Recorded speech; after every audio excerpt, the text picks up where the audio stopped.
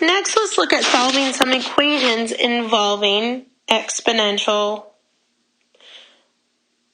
problems with variables as exponents. Well, if you look at A, we've got 5 to the 2x plus 1 equals 25. What we're going to try and see if we can do is if we can write both sides of the equation with the same base and just different exponents, well, then we can just drop the bases and just worry about the exponents.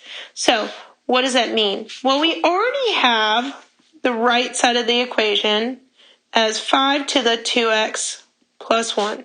So the right-hand side already has a base of 5 here. So the question is, can I write the right-hand side, the 25, also as having a base of 5 with an exponent? Well, we sure can. 25 can be rewritten as 5 squared. Now, the point is, now because the bases on these two match, the two 5s, we can just completely ignore the 5s and just worry about their exponents equaling one another. So now I can just worry about solving the equation where the two exponents equal one another because the bases are already equal. So I can solve the equation. Let's see, I can solve the equation of 2x plus 1 equals 2. Well, how do I solve this equation? Well, we'll get the x by itself by subtracting 1 from both sides, and that gets me 2x equals 1. Then last step would be divide both sides by 2, which gets me that x equals 1/2. And we're done. This is a great trick to use, but it really does hinge on you being able to use the same base on both sides. Then, if you can get the same bases on both sides, you can drop the bases and just deal with the same equation, just looking at the exponents.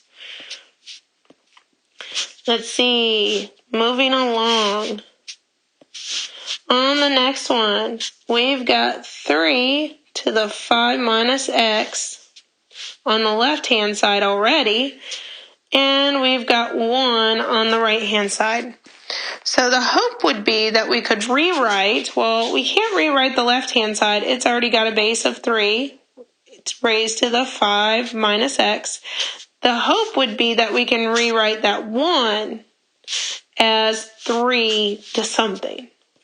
Well, we can. We can rewrite any number base as raised to what to get it to equal 1? Well, any base raised to the 0 equals 1. Remember, any base to the 0 equals 1. That's a special property we talked about.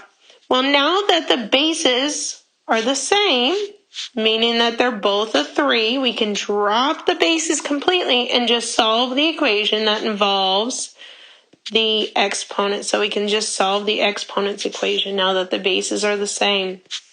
So that would give me the equation that I'm worried about, just 5 minus x equals 0. Well, that's much easier to solve. I can just actually subtract 5 from both sides, which would get me that negative x equals negative 5. And then divide both sides by a negative 1. And that would get me a final answer of x equals positive 5. Let's look at another problem. Let's look at C. In problem C, we have the following. We have 32 to the x equals 16 to the 1 minus x. Now, we do have a small problem here, and it's because of the 16 only. The 16 is an issue because it can be rewritten as two different exponentials. It can be rewritten as 2 to the 4th power is 16, or 4 squared is also 16. So do I want to use the 2 to the 4th or the 4 squared? Well, what's going to tell you which one you want to use is the other piece on the other side, the 32. Because we want the bases to match. Well, 32 is special. There is only one way to rewrite 32.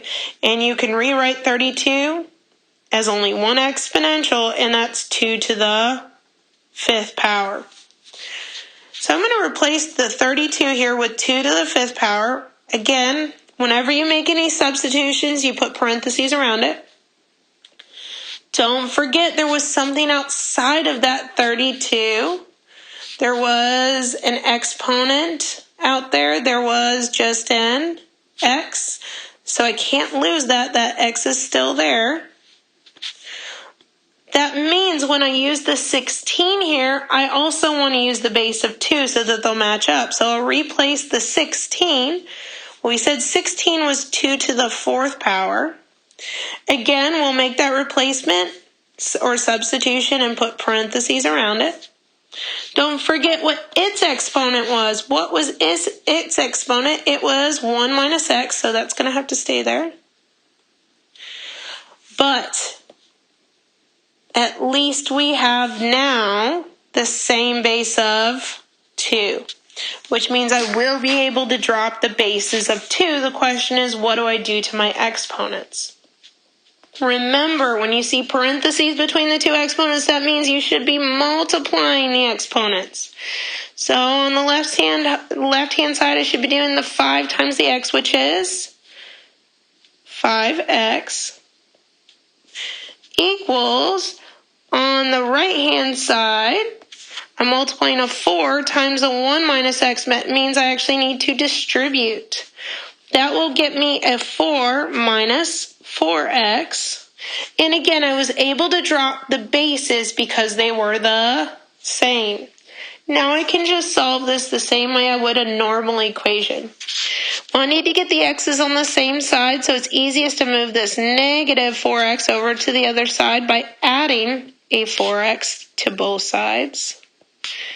That gives me, let's see, a 9x equals 4. Well, dividing both sides by a 9, that gets me that x equals 4 9ths. Not a pretty answer, but it's already reduced, and that's our final answer. Continuing along, we've already done A, B, and C, so let's continue on with problem D.